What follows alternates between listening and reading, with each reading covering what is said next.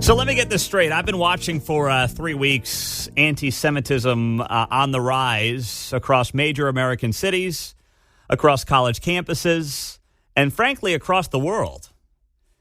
And the answer from this White House yesterday was to make sure they put out a statement and also do a little, not a press conference, but a video statement as well from the VP about how they're going to be fighting Islamophobia. Boy, make it make sense. Well, it's all about politics is what it really is. And let me set that up for you. It's not actually about fighting hate crimes. This is all about politics, I promise you. As we get it rolling the 8 o'clock hour on KCMO Talk Radio, now on FM at 95.7. Hit that preset as we launched that 3 weeks ago today. Can you believe it? Gosh, it's been a fun. Is it 3 or 4 weeks ago now? Time's moving too quickly. Let me do that real quick. 1, 2, 3 weeks ago today, we launched that. Thank you very much for the help on the math there, fellas. John holding up the 3 fingers. Thank you, thank you, thank you. So, Kamala Harris, big presser yesterday. Do you want the long or the short version? The short version's 51 seconds. The long one's $1.50. Play the one with laughter. Okay. That's the longer one, probably. Got the cackle on it. Well, I don't actually. Have it, I guess. Probably. Somehow she took her cackle medicine because she didn't cackle in this 3-minute video. Okay. But I'll do the short version. Just I don't want to subject the audience to $1.50 of Kamala. So here's the short version yesterday. Kamala Harris, big announcement from the White House on how, despite the fact that anti-Semitism is clearly on the rise, they want to make sure you know they're fighting Islamophobia. And so today, I am proud to announce the Biden-Harris administration will develop our nation's first national strategy to counter Islamophobia. This strategy will be a comprehensive and detailed plan to protect Muslims and those perceived to be Muslim from hate, bigotry, and violence, and to address the concern that some government policies may discriminate against Muslims. For example, the so-called Muslim ban, which President Biden revoked on our first day in office. So here's the bottom line. In America, no one should be made to fight hate alone. And in this moment, then, let us all clearly say, a harm against any one of us is a harm against all of us. Gosh, these people are exhausting, aren't they? In so many levels. Let's talk about Trump and... We got Trump in there. Yeah, fake Muslim bans and things like that. There was no such thing. Yeah, of course not. Never was a Muslim ban. No. So, if you're the fact checkers, where are the fact checkers at the Washington Post when you need them, by the way? Where are those idiots? All right, so there's a lot of problems with this big rollout that the administration had yesterday about how they're going to develop the first ever U.S. national strategy to counter Islamophobia. By the way, can you just, try to figure out, since you guys have had open border policies for 3 years now, can you do me and do the American people a solid and put your resources when it comes to the FBI and the DOJ into figuring out if there's any damn terrorists in this country who want to kill... Oh, I live in Mar-a-Lago. Oh, right. That's the way they do it. Got that covered, Pete. Yeah. Trust me, we're staked outside of Palm Beach every day.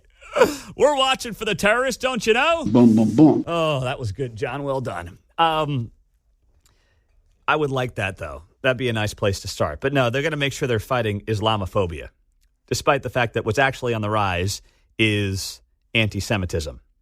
And you don't have to take my word for it. You don't. You only have to take the word of the FBI director, Christopher Wray, who told U.S. senators this week that anti-Semitism is reaching historic levels. Those are his words. According to the FBI director, Jews make up 2.4% of the U.S. population, but are the target of 60% of hate crimes. So that's obviously why it's important to fight Islamophobia, right? You have Israel that just suffered its worst attack on its people, on the Jewish people, since the Holocaust. The FBI director notes this week to the U.S. Senate that Jews who make up less than 3% of the U.S. population are the target of 60% of hate crimes in this country. And what do these brain surgeons decide to do? Well, you know what? We're going to fight Islamophobia. They make these things up in their own minds for political gains and to check off certain boxes of how they want you to perceive the world. Just like when they spent a year telling you that if you are black, boy, you better watch out for the cops because they're out to get you. And if you're armed, and you're black, boy, you are, forget it. You don't stand a chance. They lied about that. I mean, we gave those numbers ad nauseum back in 2020. Unarmed black Americans, it's anywhere from 15 to 35 a year that get killed by police. Not that you want it to be any, but my point is it's not the hundreds or the thousands that when people polled, they think it is. Because they want you to perceive the world the way they want it to be, not the way it actually is. So you have that data from the FBI director this week, right? And then on top of that, you have the political ramifications of this as well. And that's the other reason I believe they rolled this ridiculous Islamophobia thing out that's just, not dealing with reality. So the White House initiative comes one day after a poll was commissioned by the Arab American Institute that found Joe Biden's support among Arab Americans plummeting to 17% after backing Israel's war on Hamas. So you see, this is all politics. And on top of that, also in that poll, 40% of Arab American respondents said they would vote for Donald Trump in the same poll.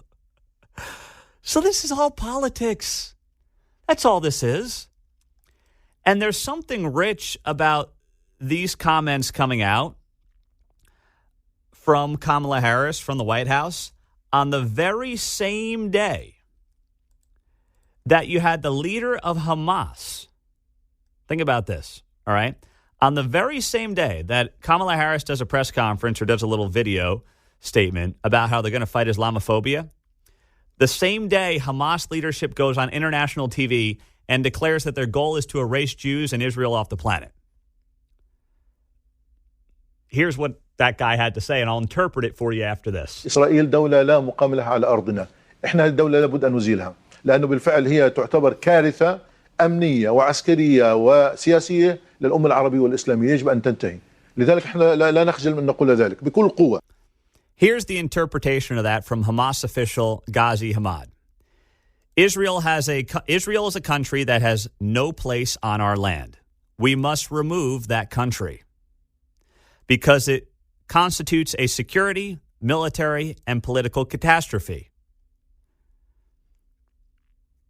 to the Arab and Islamic nation and must be finished. We are not ashamed to say this with full force. We must teach Israel a lesson, and we will do this again and again and again. That is the interpretation of the clip I just played for you from Hamas official Ghazi Hamad.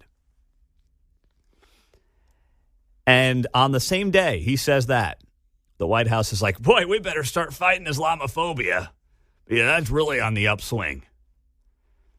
Despite the fact that you have those comments from the leaders of Hamas and you have data from the White House's own FBI director saying that Jews are overwhelmingly the target of hate crimes in this country. It's mind-numbingly out of touch, but I suppose that is nothing new as well. Come on, man. 913-408-7957. 913-408-7957. It's 8:14 on a Thursday morning, starting to warm back up, thank goodness, across Kansas City. Happy about that here on KCMO. Greg Trees is the CEO who wrote the letter to the Chamber of Commerce saying, hey, we're moving to Overland Park because you guys can't get crime under control and no one is speaking on behalf of us, the businesses here in town. He is 20 minutes away. Don't miss that conversation on 95.7 FM KCMO.